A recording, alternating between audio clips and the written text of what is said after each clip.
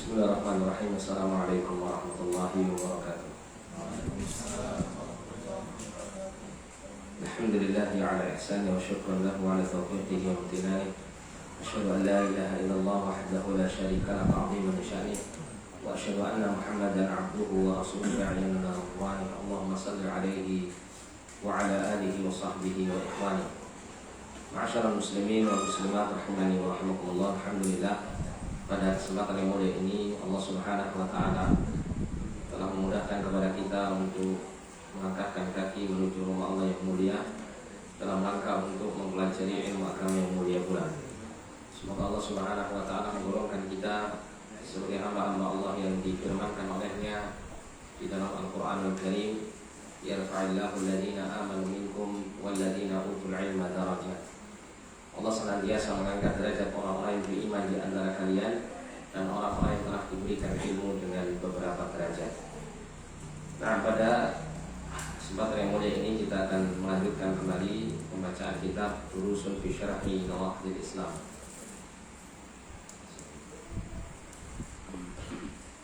Dan sekarang kita masuk pada halaman 50. Kita sampai pada keterangan Syekh Shalih Fauzan rahimahullah mengenai macam-macam syirik.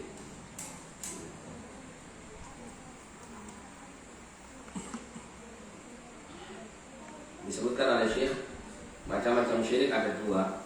Yang pertama syirik akbar dan yang kedua adalah syirik asghar.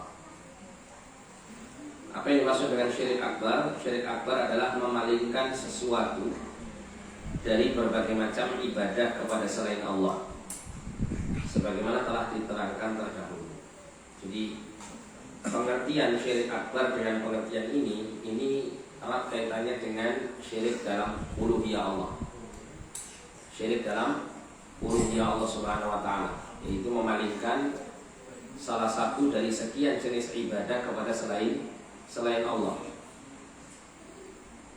atau menjadikan selain Allah sebagai tujuan seseorang beribadah di samping dia beribadah kepada Allah Subhanahu wa taala. Ini adalah syirik akbar yang erat kaitannya dengan uluhiyah, yang akan merusak tauhid uluhiyah seseorang. Adapun syirik akbar yang berkaitan dengan rububiyah Allah, itu adalah keyakinan seseorang bahwasanya ada pihak lain selain Allah Subhanahu wa taala yang mampu berbuat seperti halnya Allah berbuat kepada makhluk. Jadi keyakinan seseorang kepada sesuatu dari selain Allah yang mana dia memiliki kemampuan untuk melakukan perbuatan seperti halnya Allah melakukan perbuatan. Ya, semisal kita tahu bahwasanya yang mengatur seluruh alam semesta ini hanya Allah Subhanahu wa taala semata. Namun sebagian orang ada yang berkeyakinan bahwa sebagian wali-wali Allah Subhanahu wa taala itu memiliki kemampuan untuk mengatur sebagian daripada alam. Mengatur tentang laut misalnya. Atau sebagian orang Jawa memiliki keyakinan bahwa di laut selatan itu ada penguasanya yang namanya Nyi Roro Kidul, yang memiliki kemampuan untuk mengatur kekuasaannya, yaitu laut selatan. Nah, maka ini termasuk bagian dari syirik rububiyah, yang mana nanti syirik rububiyah itu bisa menurun kepada syirik uluhiyah. Karena kalau seseorang sudah menganggap ada roh lain selain Allah, ada pencipta lain selain Allah, ada penguasa lain selain Allah, ada pengatur makhluk yang lain selain Allah, maka pastinya nanti hamba ini akan menjadikan pihak-pihak selain Allah itu sebagai sesembahan, sesembahannya. Kemudian ada syirik akbar yang berkaitan dengan nama dan sifat Allah. Seperti seseorang misalnya kalau berkaitan dengan nama Allah, seseorang menamakan berhala-berhala atau tuhan-tuhan selain Allah dengan nama-nama Allah, seperti yang dilakukan orang-orang musyrik jahiliyah. Mereka menamakan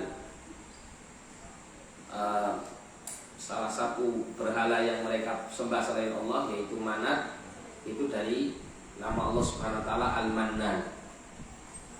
Al-Mannan itu bentuk muzakkar, bentuk laki-lakinya. Kalau Manat itu bentuk perempuannya.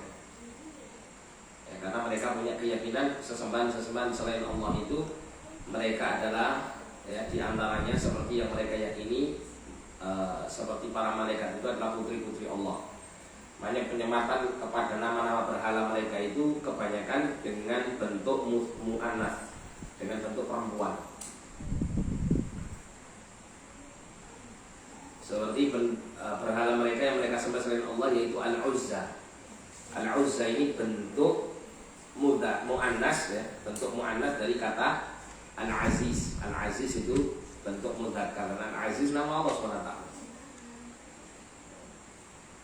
Ini yang sering disebut dengan istilah ilhad, melakukan penyimpangan dalam nama Allah Subhanahu wa taala. Adapun syirik dalam kaitannya dengan sifat-sifat Allah, yaitu menyamakan sifat makhluk dengan sifat Allah Subhanahu wa taala. Yang menyerupakan ya, sifat-sifat makhluk dengan sifat-sifat Allah Subhanahu wa taala. Maka ini termasuk bagian daripada kesyirikan yang termasuk syirik akbar. Syirik jenis ini, maksudnya syirik jenis uluhiyah, menjadikan pelakunya keluar dari agama dan menjadikannya diharamkan masuk surga. Termasuk syirik rububiyah dan syirik asma wa sifat yang saya sebutkan tadi. Itu termasuk juga ya, kesyirikan yang bisa mengeluarkan seseorang dari agamanya, yang bisa menjadikan dia diharamkan masuk surga dan kekal di dalam neraka. Dan untuk mengumpulkan semua definisi syirik tadi, baik syirik dalam rububiyah, syirik dalam uluhiyah, dan syirik dalam nama dan sifat Allah, kita bisa gunakan istilah para ulama dengan definisi ya, syirik kepada Allah itu maknanya adalah tasmiyatu ghairillahi billah fima huwa min khasaisillah. Tasmiyatu ghairillahi billah, menyamakan selain Allah dengan Allah. Taswiyatu ghairillahi billah, menyamakan Allah, menyamakan selain Allah dengan Allah. Fima huwa min khasaisillah. Fima huwa min khasaisillah, di dalam perkara yang hanya menjadi kekhususan untuk Allah Subhanahu wa taala. Menyamakan selain Allah dengan Allah dalam hal yang menjadi kekhususan Allah, ini adalah syirik akbar, syirik besar. Dan itu mencakup dalam rububiyah, dalam uluhiyah maupun dalam asma wa sifat. Nah, siapa yang melakukan syirik semacam ini, maka yang pertama konsekuensinya dia akan keluar dari agama. Yang kedua, diharamkan dia untuk masuk surga. Yang ketiga, kalau diharamkan dari surga, mesti tempat tinggalnya adalah neraka selama-lamanya. Dan yang keempat, semua amal kebaikannya sia-sia. Dan yang kelima, menjadi halal darahnya, artinya halal untuk diperangi. Tentu ini juga ada persyaratan-persyaratannya.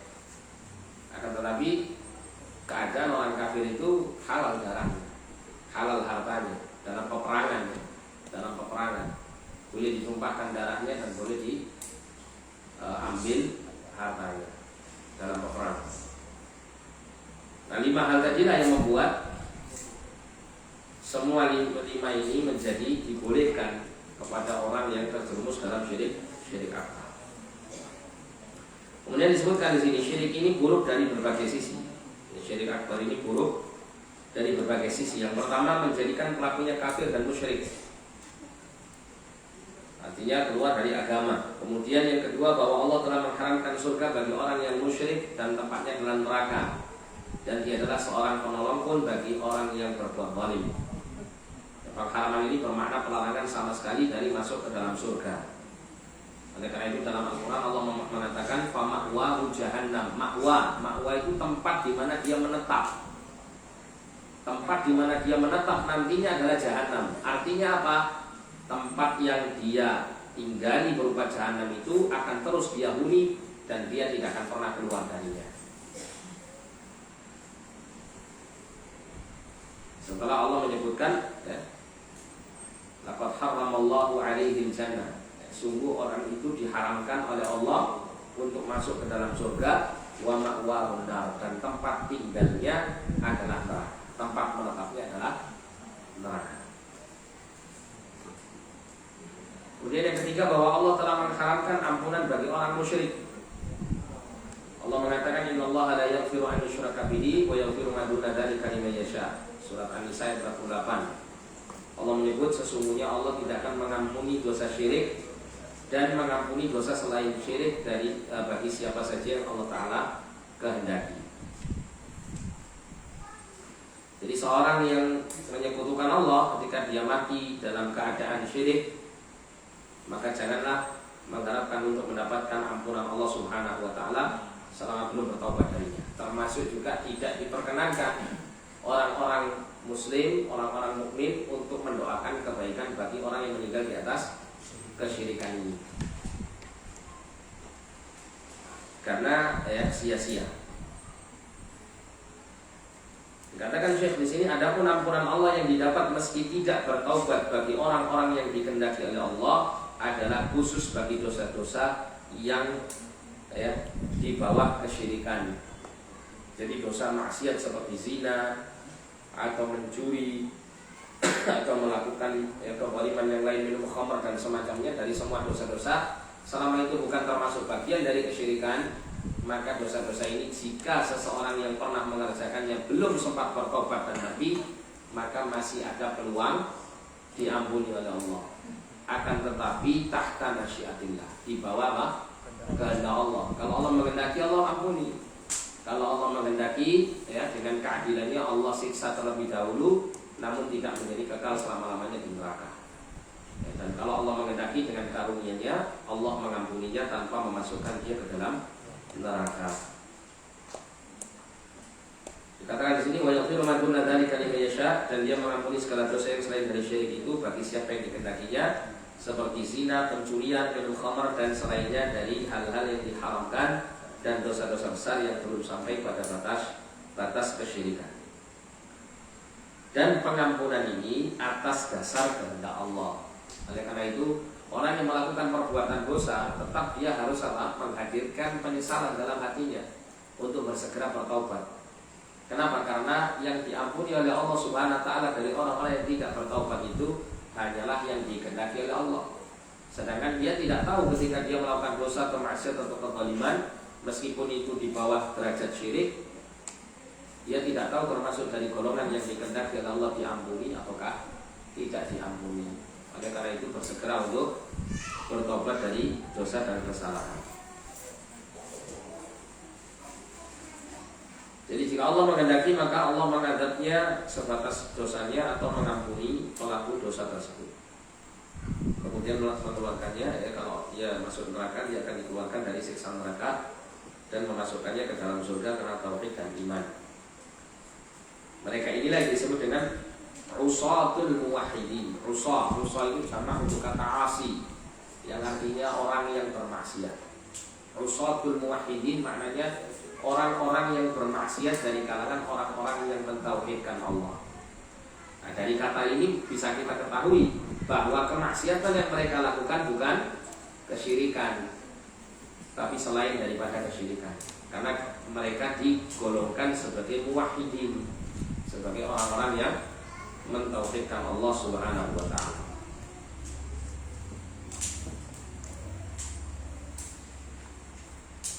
Nah, kemudian yang keempat, syirik itu membatalkan seluruh amal perbuatan. Jadi semua kebaikan itu hilang dengan syirik akbar.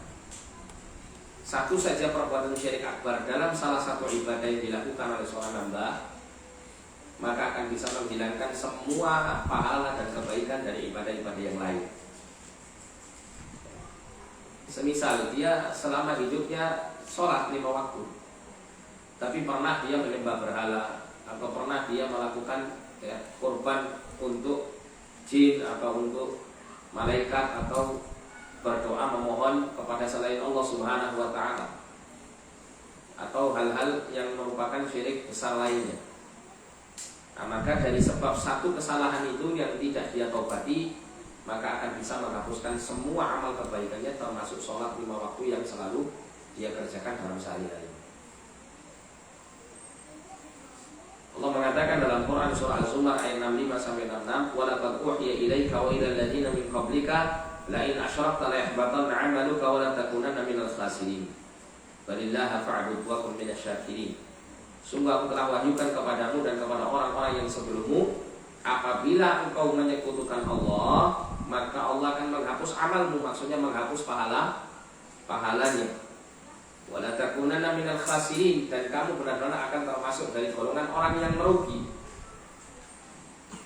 di akhirat, tidak mendapatkan apa-apa dari kebaikan-kebaikan yang pernah dikerjakannya semasa hidup di dunia. Walillaha fa'bud wa kum minasyakirin. Ya, karena itu maka hendaklah engkau beribadah kepada Allah dan tidak menjadi golongan orang-orang yang wa kum minasyakirin, dan jadilah termasuk dari golongan orang-orang yang bersyukur. Jadi pokok daripada semua ketaatan itu tauhid. Oleh karena itu kalau kita baca dalam ayat yang lain, Allah menganggap tauhid itu adalah sebagai sebuah ketakwaan. Ya ayyuhan nasu u'budu rabbakum alladzi khalaqakum walladzina min qablikum la'allakum tattaqun, agar kalian menjadi orang yang bertakwa. Setelah Allah merintahkan manusia untuk beribadah hanya kepada Allah. Termasuk dalam ayat ini Allah mengatakan balillaha fa'bud wa kum minasyakirin.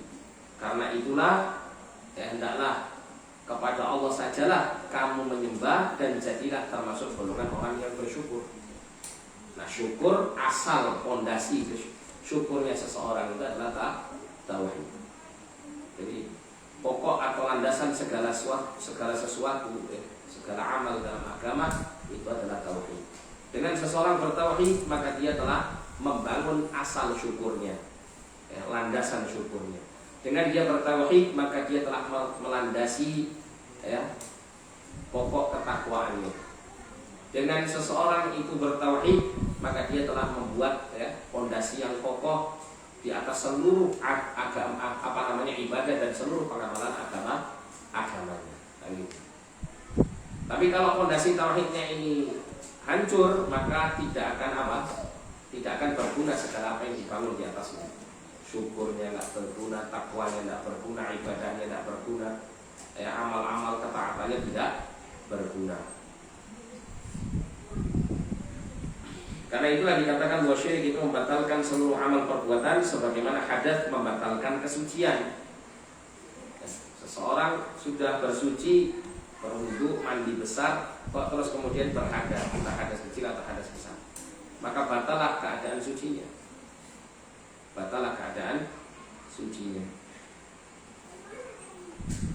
Jika seseorang berwudu kemudian dia berhadas, maka batalah kesuciannya. Demikian juga ia bersyahadat bahwa dia dan Tuhan yang berhak disembah selain Allah dan Muhammad adalah utusan Allah, kemudian dia melakukan syirik akbar, maka batallah tauhidnya dan batallah amalnya.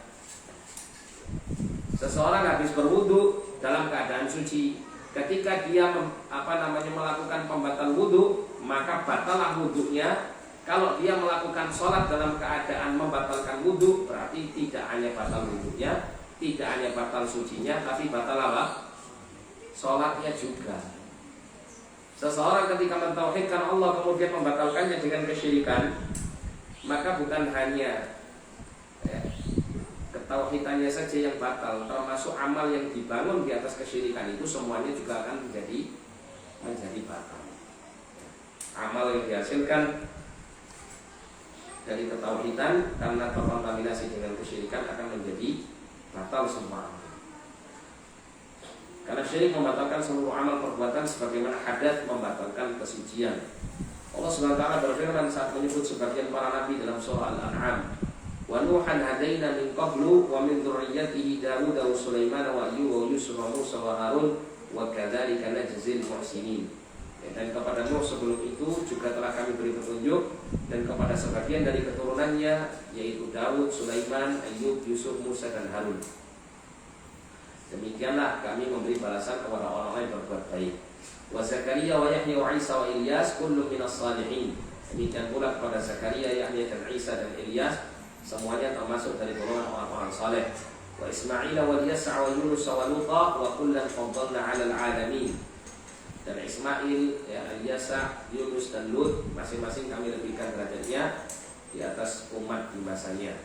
Wa min abaihim wa dzurriyyatihim wa ikhwanihim, dan dari bapak-bapak mereka, wa dzurriyyatihim, dan anak keturunan mereka dan saudara-saudara mereka. Termasuk juga Allah angkat derajat mereka. Wajtabainahum wa hadainahum ila shiratal mustaqim. Dan kami memilih mereka serta memberikan petunjuk kepada mereka kepada jalan yang lurus. Dzalika hudallahi yahdi bihi man yasha' min 'ibadihi walau asyraku lahabita 'anhum ma kanu ya'malun. Yang demikian itu merupakan petunjuk Allah yang Allah berikan kepada siapa saja yang Allah kehendaki dari hamba-hambanya. Nah, setelah Allah menyebutkan semua kebaikan-kebaikan yang pernah Allah berikan kepada orang-orang saleh terdahulu dari kalangan para nabi dan para rasul serta keluarga mereka, maka Allah menyatakan walau asyraku, kalau seandainya mereka semuanya itu menyekutukan Allah, lahabita anhum ma kanu ya'malun, niscaya benar-benar akan terhapus dari mereka segala kebaikan yang telah mereka kerjakan, sia-sia semua. Oleh karena itu tidak heran Nabiullah Ibrahim alaihissalam itu di antara permohonannya kepada Allah, wajnubni wa baniya an na'budal asnam, dan jauhkanlah diriku dan anak keturunanku dari menyembah berhala.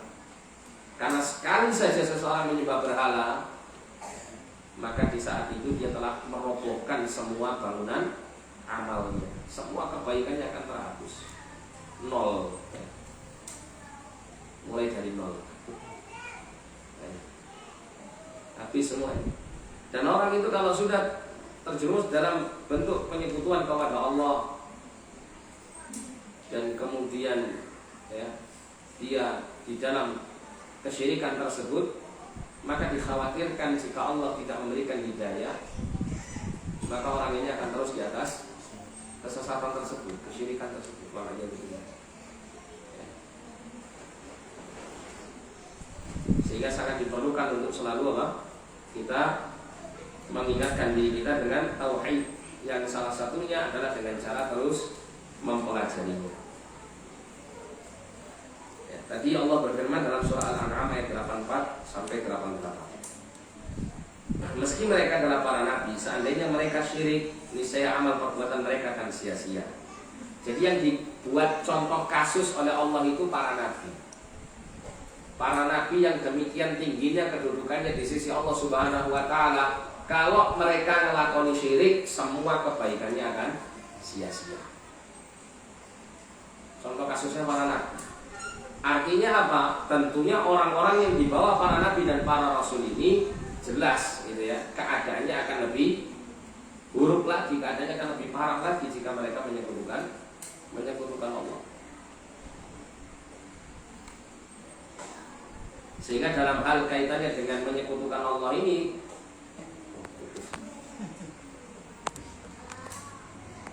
dalam hal kaitannya dengan menyekutukan Allah ini termasuk perkara yang tidak ada dispensasi kepada siapapun. Dari orang-orang yang berderajat tinggi sekalipun di sisi Allah, tetap akan mendapatkan keburukan dari syirik itu, dan tidak ada pilih kasih istilahnya gitu. Oh, kalau para nabi tidak apa-apa lah didispensasi, dimaafkan karena dekat dengan Allah, tidak ada. Allah berfirman kepada nabinya, la in asyrakta la yahbatanna 'amaluka wa la takunanna minal khasirin. Jika kamu menyekutukan Allah, benar-benar akan terhapus semua amalmu. Wa la takunanna minal khasirin, dan kamu benar-benar tergolong orang yang merugi. Maka amalan apapun saja yang telah dilakukan seseorang tidak akan berguna baginya jika dilakukan dengan kesyirikan, atau amal yang dilakukan sebelumnya dan dia belum bertaubat dari syirik, karena syirik membatalkan seluruh amal. Ada orang itu telah melakukan kesyirikan dan dia sadari dia melakukan kesyirikan, terus kemudian dia tidak bertaubat dari kesyirikan tersebut.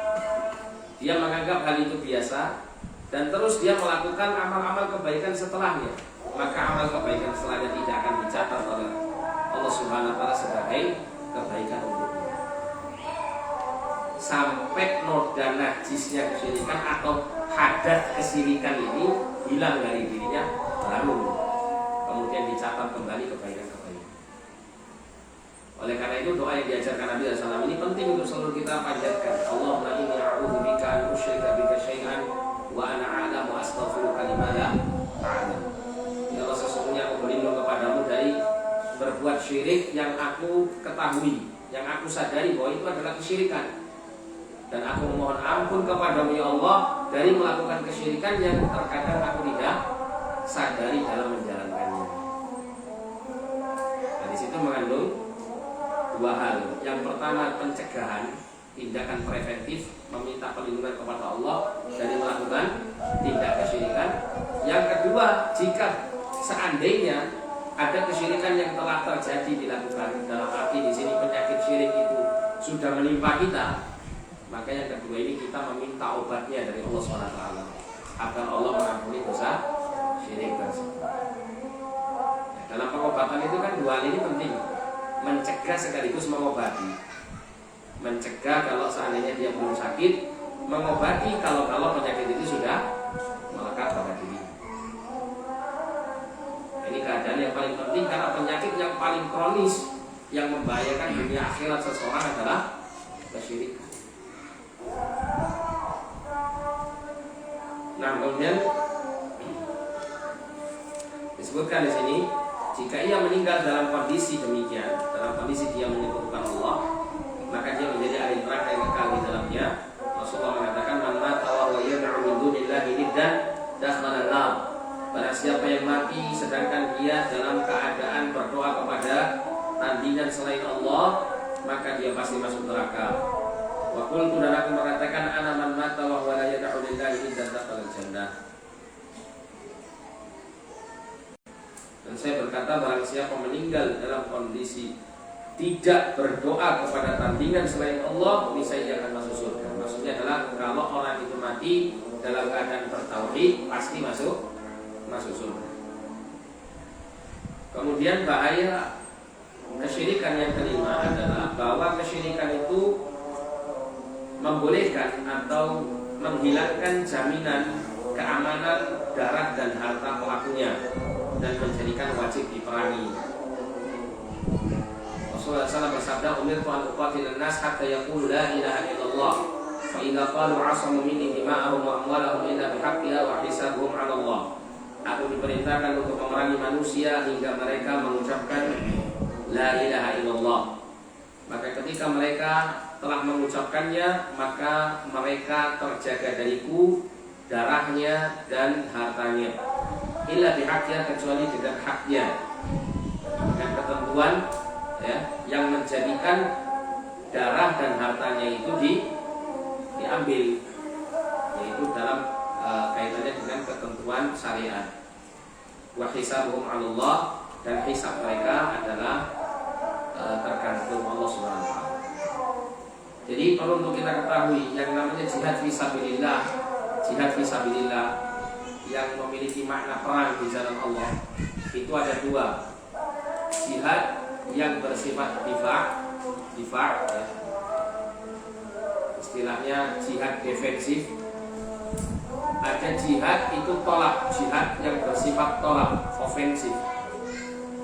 Jihad yang bersifat defensif itu adalah dikala kaum muslimin diserang oleh musuh, diserang oleh orang-orang kafir seperti dijajah gitu ya. Makanya namanya jihad defensif, dan wajib bagi kaum muslimin yang negerinya diserang itu untuk berjihad melawan orang-orang kafir yang memerangi mereka. Ini yang paling sering kita pahami jihad fisabilillah dalam konteks yang seperti ini. Tapi melupakan konteks jihad fisabilillah pada bentuknya yang kedua, yaitu jihad tolak. Jihad tolak itu jihad yang bersifat ofensif, menyerang, melakukan ekspansi, futuhat, ya, membuka negeri-negeri orang-orang musyrikin dengan apa? Membawa agama Islam ini dengan pedang dan senjata.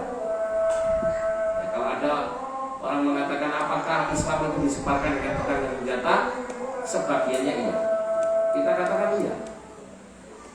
Tapi ya, sebelum terjadinya peperangan, penyerangan dan semacamnya, Islam mengajak kaum yang akan diperangi itu dengan dakwah ilallah, mendakwakan Islam kepada mereka, menyampaikan Islam kepada mereka.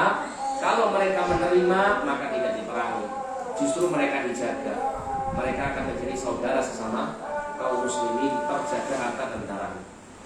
Jika mereka menolak, ada ketentuan persyaratan, mereka wajib membayar jizyah kepada kaum muslimin, membayar jizyah. Kalau mereka menolak, ya, dengan adanya jizyah ini mereka akan dijaga. Kalau mereka menolak tapi mereka tetap berusaha untuk memberikan istilahnya itu membangun hubungan perdamaian dengan kaum muslimin, jika ulil amri di negeri suatu negeri Islam ini memberikan istilah perdamaian yang bersama orang-orang kafir yang meminta perdamaian bersamanya, maka ini diterima. Oleh karena itu ada yang namanya kafir apa? Kafir mu'ahad. Orang-orang kafir yang tidak diperbolehkan ditumpahkan darah dan hartanya karena ada perjanjian damai dengan mereka, baik dengan bayar jizyah atau tidak membayar jizyah. Tapi kalau mereka berlaku sombong, menolak agama, berlaku sombong, dan mereka juga siap untuk melawan kaum muslimin, maka diperangi, diserang mereka, diperangi. Termasuk juga ketika disampaikan dakwah kepada suatu negeri, maka pemimpin di negeri itu tidak boleh menghalangi penduduk negeri itu untuk menerima agama Islam. Jika misalnya pemimpin negeri itu tidak mau masuk Islam, itu sekarang pun gitu ya. Tapi penduduk negeri-negeri itu tidak boleh kau halangi untuk masuk ke dalam Islam. Kalau pemimpin-pemimpin ini tidak mau masuk Islam, bayar jizyah.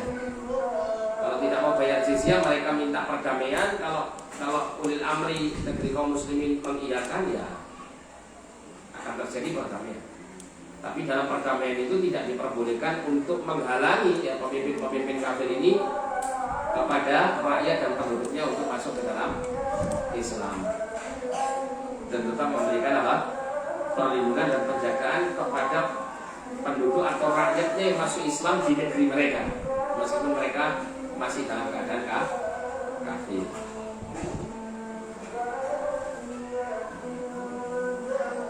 Kemudian yang kelima, bahwa kesyirikan membolehkan atau tidak dijaminnya darah dan harta sudah yang dia. Tidak ada jaminan keselamatan dalam harta dan darah kecuali dengan tauhid. Adapun syirik menjadikan darah dan harta tidak terjamin dengan dibolehkannya memerangi para pelakunya. Inilah syirik dan apa yang menjadi konsekuensinya dari hukuman dunia dan akhirat. Macamnya banyak, dan yang paling besar adalah berdoa kepada selain Allah, minta tolong kepada selain Allah pada hal-hal yang tidak mampu kecuali oleh Allah, menyembelih untuk selain Allah, sujud kepada selain Allah, nazar kepada selain Allah, rukuk kepada selain Allah, dan lain-lainnya. Barang siapa memalingkan suatu ibadah dari berbagai macam ibadah untuk selain Allah, maka ia telah melakukan syirik akbar. Ini saya. Silakan ada dulu.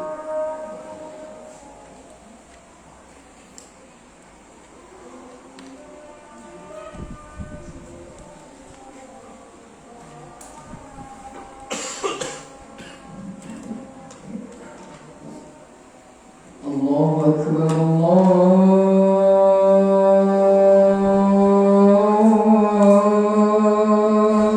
Akbar.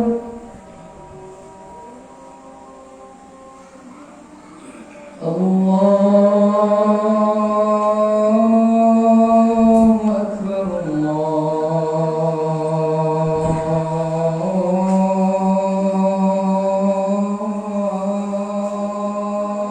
Akbar. Asyhadu an la ilaha illallah.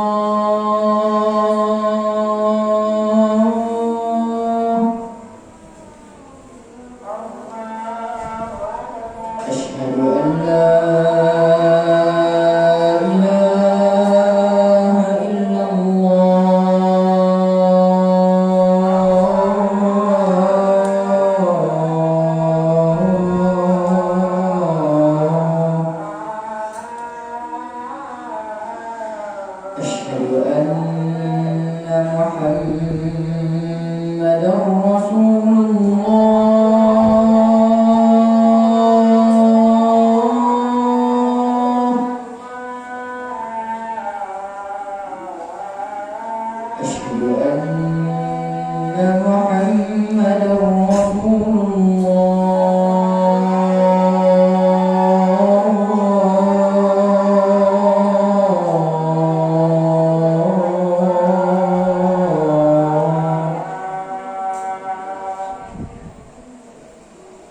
حي على الصلاة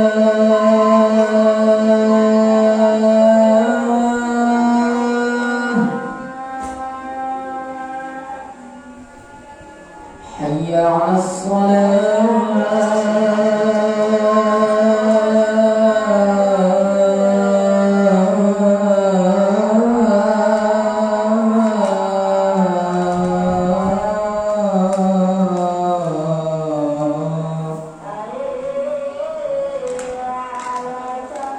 حي على الفلاح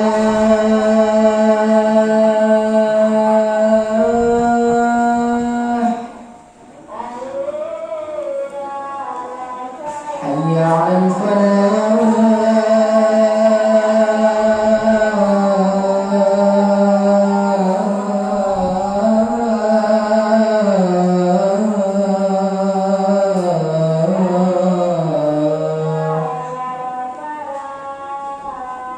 الله أكبر الله أكبر لا إله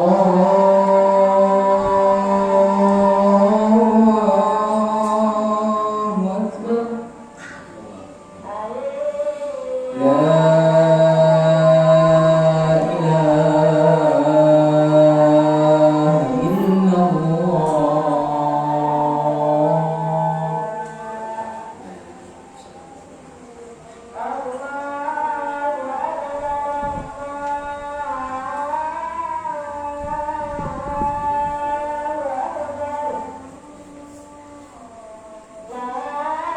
Nah, kemudian jenis yang kedua syirik asghar. Itu yang disebutkan dalam Alkitab dan As-Sunnah sebagai syirik dan menunjukkan pelakunya tidak keluar dari agama. Ya, syirik kecil ini ya, biasanya itu wasilatun ila syirikil akbar, sebagai wasilah atau sarana menuju kepada syirik besar. Itu masuk kategori syirik kecil. Dicontohkan di sini syirik ini ada dua jenis. Jenis pertama syirik dalam lafaz, syirik dalam ucapan, seperti bersumpah dengan nama selain Allah. Rasulullah SAW bersabda, "Man halafa bi ghairillahi faqad kafara aw asyraka." Barang siapa yang bersumpah dengan selain Allah, maka sungguh dia telah kafir atau telah syirik. Seperti ucapan bersumpah ya dengan selain nama Allah, misalnya bersumpah dengan nama bapak dan ibu ya, demi bapak dan ibuku, atau demi tanah airku, demi ini dan itu, dan diniatkan sebagai sumpah ya. Maka yang seperti ini syirik kecil jika dia tidak mengagungkan sesuatu yang dia jadikan sebagai nama untuk dia bersumpah. Misalnya dia mengatakan demi bapak dan ibuku. Ketika dia bersumpah dengan menyebut bapak dan ibunya, ini tidak menunjukkan dia mengagungkan bapak dan ibunya sebagaimana dia mengagungkan Allah Subhanahu wa ta'ala. Maka yang seperti ini termasuk bagian daripada syirik kecil, karena dia hanya berkaitan dengan lafaz yang keliru pada lisannya ya, tanpa disertai dengan keyakinan kepada yang menuju kepada syirik besar. Termasuk juga ucapan kalau bukan karena Allah dan kamu. Nah, di situ ada kata dan itu menunjukkan arti kesetaraan. Dengan lisan seakan-akan orang ini menyamakan antara Allah dan orang yang menyelamatkannya. Misalnya seorang mengatakan kalau bukan karena Allah dan kamu, saya nggak akan selamat. Maka di sini menunjukkan adanya penyetaraan antara Allah dan kamu tadi.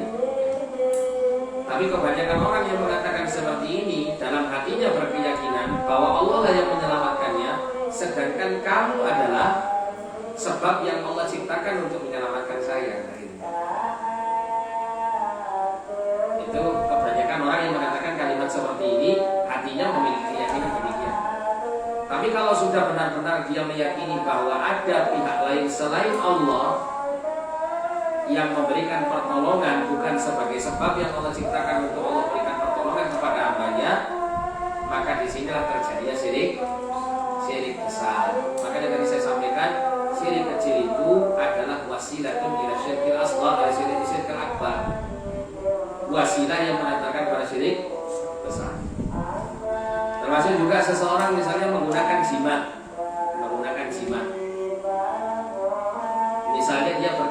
keyakinan bahwa jimat-jimat itu adalah sebab, sedangkan Allah yang memberikan keselamatan untuknya. Sedangkan Allah Subhanahu wa taala baik dalam Al-Qur'an atau dalam syariat ataupun melalui ketentuan yang bersifat kauniyah itu tidak menjadikan sebab-sebab itu sebagai sebab untuk mendatangkan keselamatan dari Allah Subhanahu wa taala. Contoh misalnya cincin, batu akik. Yang namanya batu akik itu kalau dipakai itu tentunya tidak menjadi sebab orang itu selamat dari bahaya. Baik secara syar'i maupun kauni, tidak ada kabar apapun dari Allah atau ketetapan apapun dari Allah bahwa yang namanya batu akik yang dipakai itu bisa menjadi sebab keselamatan dari sisi Allah. Nah, beda dengan orang kalau misalnya dia ingin berlindung dari misalnya dari serangan musuh, misalnya dia buat benteng yang kuat.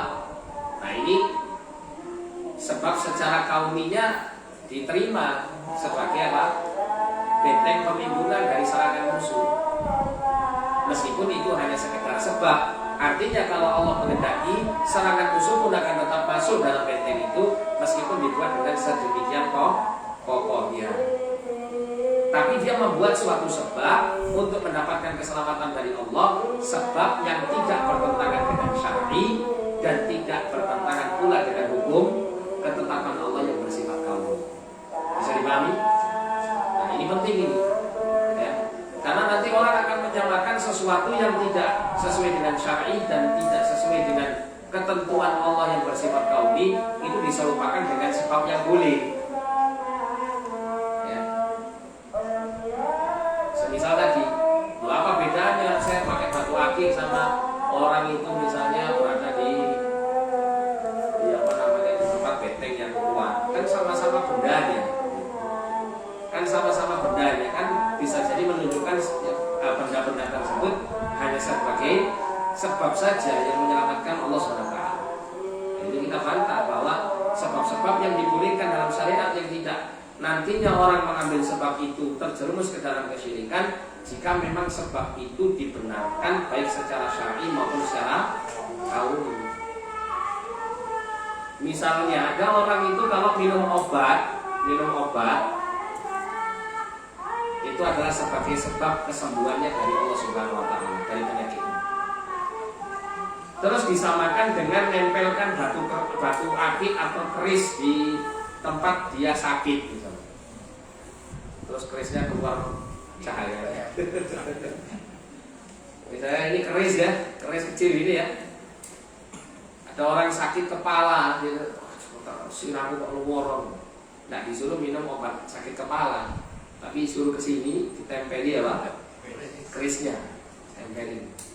Sembuh nantinya. Nah, ini secara syar'i maupun kauni enggak diperbolehkan, tidak menjadi sebab ini. Tapi kalau minum obat, ya tentu dijadikan oleh Allah sebagai sebab secara kauni dan secara syar'i tidak terlarang, ya jika obat itu tidak mengandung hal-hal yang diharamkan oleh Allah Subhanahu wa taala. Bahkan dianjurkan seseorang itu berobat, gitu. Karena Allah itu tidaklah menurunkan suatu penyakit kecuali juga menurunkan obat. Ini berbeda. Nah, kalau ada orang yang punya keyakinan dengan membawa keris kecil atau memakai batu akik tadi itu bisa mendatangkan keselamatan dari sisi Allah, maka ini dia terjerumus dalam syirik apa? Syirik kecil. Karena dia masih berkeyakinan yang memberi selamat siapa? Allah. Ini hanya jalaran, lantaran, sebab dan sarana untuk meraih keselamatan dari Allah. Tapi ingat bahwa syirik kecil itu bisa mengantarkan seseorang pada syirik besar. Kapan terjadinya orang itu terjerumus ke dalam syirik besar?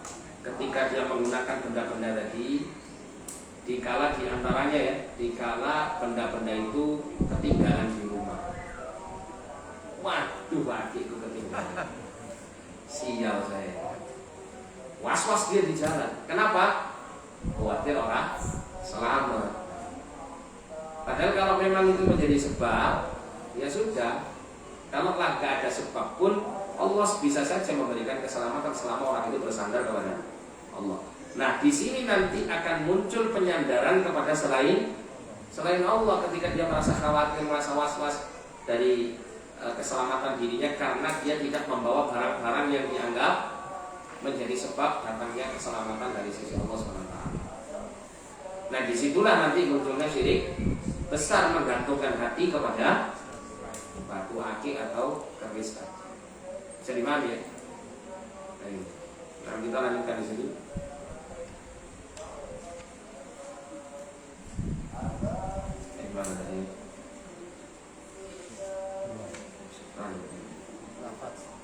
Syirik dalam lafaz. Kemudian ada syirik khafi, samar. Sebenarnya syirik khafi ini bisa masuk pada syirik besar, juga bisa masuk pada syirik kecil. Syirik khafi, syirik yang samar dalam hati, ini banyak macamnya. Yang paling nampak adalah riya, yaitu menunjukkan apa yang bisa dilihat dari amal perbuatan. Ini ada dua jenis. Riyanya orang-orang munafik yang keberadaan mereka ada di lapisan bawah dari neraka, yaitu yang memperlihatkan kepada manusia amal-amal mereka, tapi keyakinan hati mereka masih kufur. Apa bedanya riya munafik sama riyanya muslim? Nanti disebutkan yang kedua, riyanya orang muslim. Kalau riyanya orang munafik itu dia ingin mempertontonkan kebaikannya, amal-amal ketaatannya di hadapan manusia, sesama manusia. Ketika mereka hidup bersama orang-orang muslim, mereka takut dengan posisi mereka yang kafir ini. Kalau ditampakkan di tengah-tengah kaum muslimin itu khawatir keamanan keselamatannya. Tapi kalau mereka itu masuk Islam dengan sukarela juga tidak. Kenapa? Karena kecenderungan hatinya ada pada kekufuran, bukan ada pada keimanan. Sehingga hatinya, batinnya memilih kafir, tapi zahirnya memilih menampakkannya sebagai muslim. Nah, semua amal-amal kebaikannya itu dia tampakkan kepada kaum muslimin agar dianggap sebagai muslim, bukan sekedar hanya diberikan pujian atau semacamnya. Dan itu berlaku untuk semua amalan. Semua amalannya orang munafik ini semuanya dibangun di atas murah, di atas riya. Karena nggak ada tujuan sama sekali untuk mendapat keridhaan Allah dan balasan pahala di akhirat. Karena nggak percaya, kafir. Nah, ini penyakit riyanya orang munafik, dan ini berbeda dengan kondisi riyanya kaum muslimin. Ya, kalau ada orang Islam itu terjerumus ke dalam riya, maka biasanya itu tidak semua amalnya muslim itu semuanya tertimpa riya. Hanya satu, dua, dan beberapa amal-amal kebaikan yang dilakukannya itulah yang akan tertimpa riya ini. Semisal seorang muslim misalnya dia melakukan riya itu sebelum dia melakukan riya itu didasari dengan niat lillahi ta'ala. Karena ibadah seorang muslim itu kebanyakan mesti didasari oleh ikhlas, meskipun ya terkadang terjadi ada satu amal atau beberapa amal itu yang dilakukan sejak awal sudah memiliki niat riya.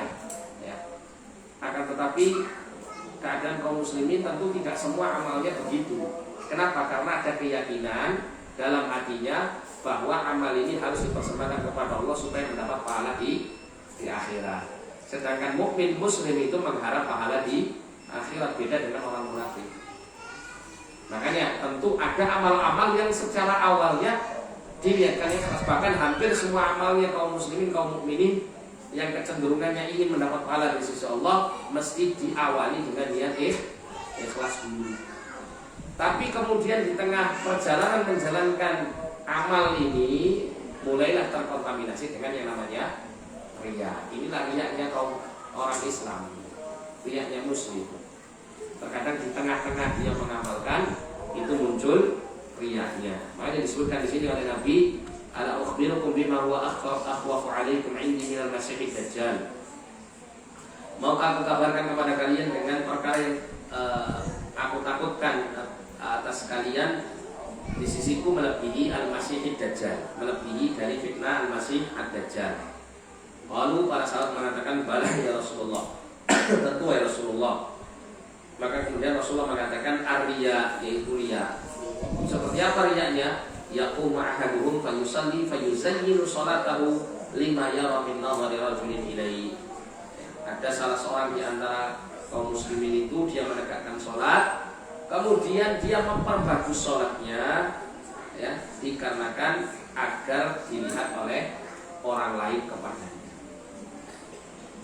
Jadi di awal dia lihat ikhlas, tapi di tengah-tengah perjalanan menjalankan ibadah itu muncullah keinginan-keinginan untuk dipuji dan dilihat oleh orang lain.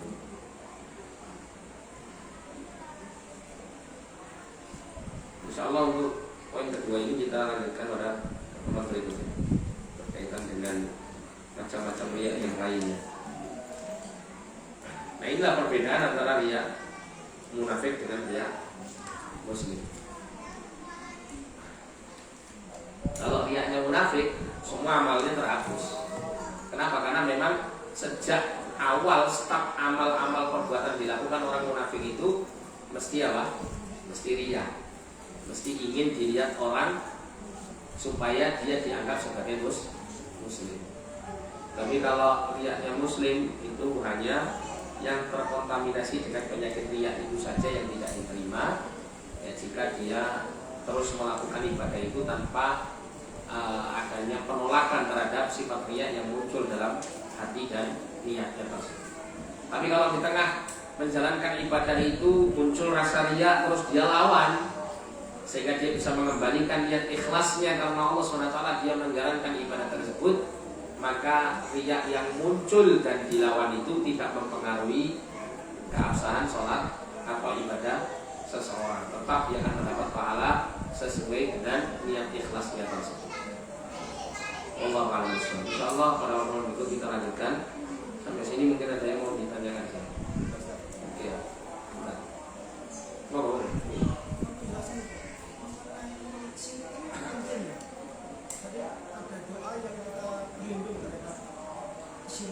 Iya. Bagaimana soalnya? Apakah memang harus kita istiqomah dalam setiap waktu atau istiqomah? Dan bagaimana caranya?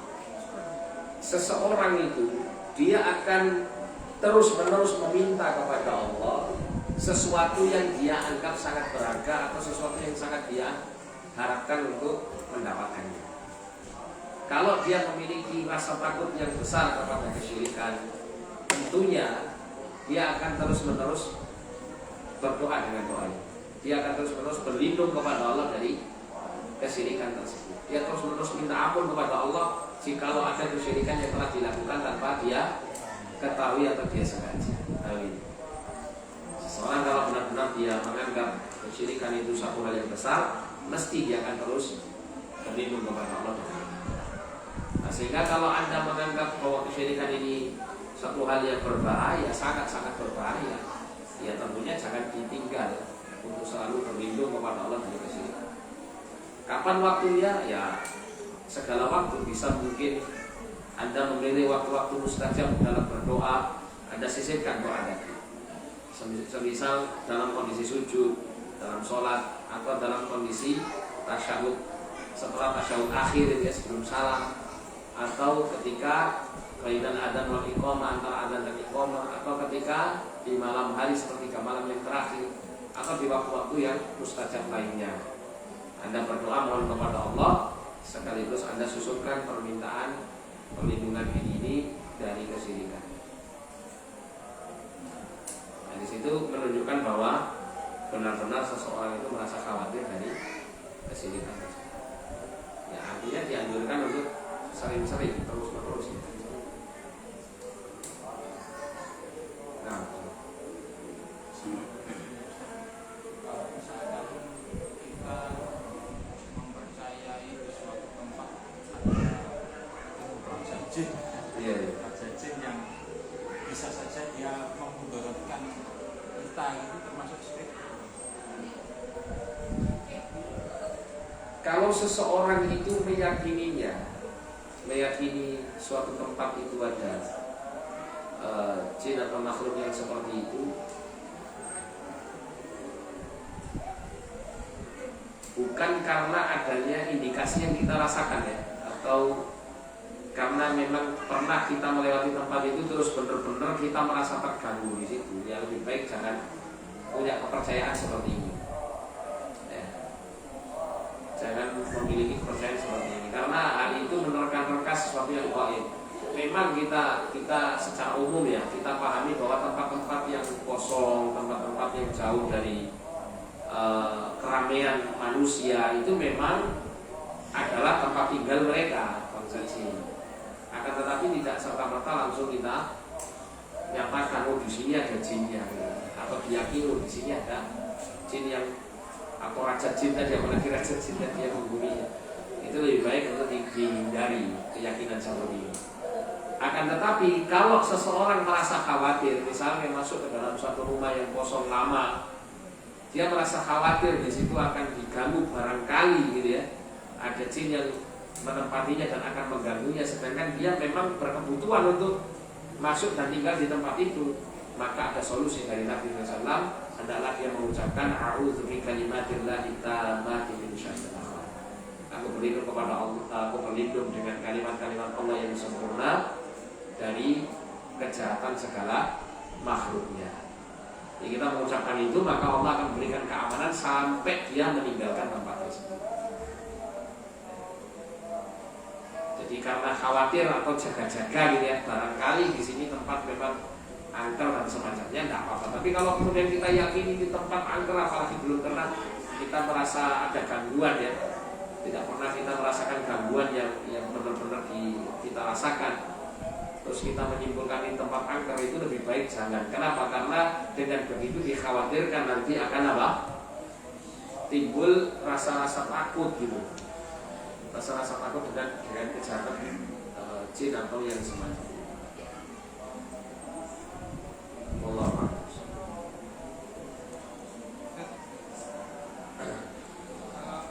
seorang melakukan kesirikan tapi dia nggak sadar, berarti dia yang dia yakini orang kayak kiai bukan dia minta tolong dan doa, ternyata kiainya ini melakukan ini, tapi dia nggak tahu, tapi dia kenal mata nggak. Ya lihat ya, dia datang ke kiai itu bagaimana?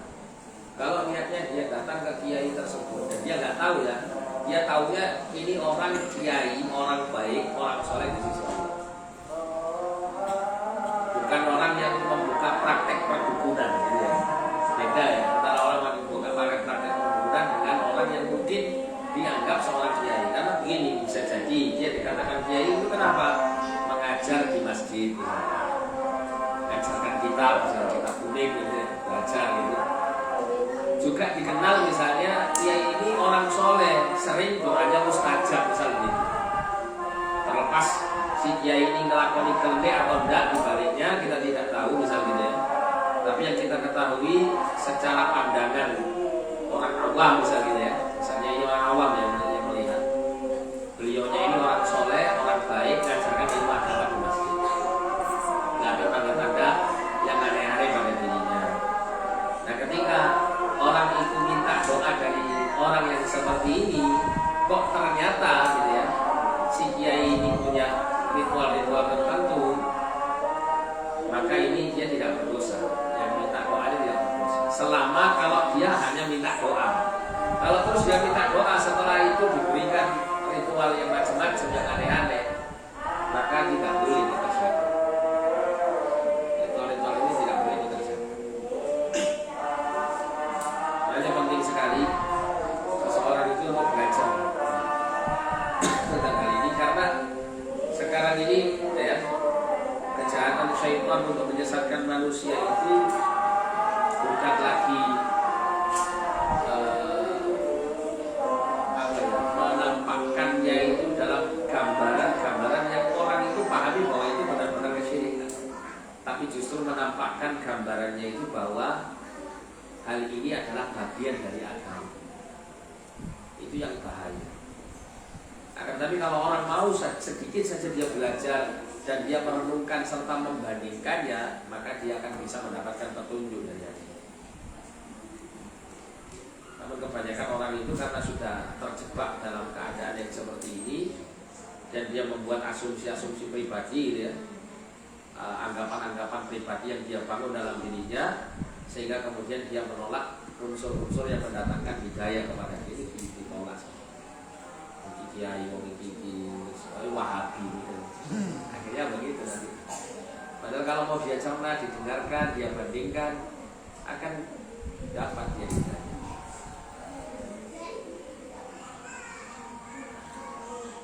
Cukup ya. Kita tutup dengan kafaratul majlis. Subhanakallahumma wa bihamdika, asyhadu an la ilaha illa anta, astaghfiruka wa atubu ilaik. Sallallahu alaihi wa ala alihi wa sahbihi wasallam. Wa akhiru da'wana alhamdulillahi rabbil alamin wa assalamu alaikum warahmatullahi wabarakatuh.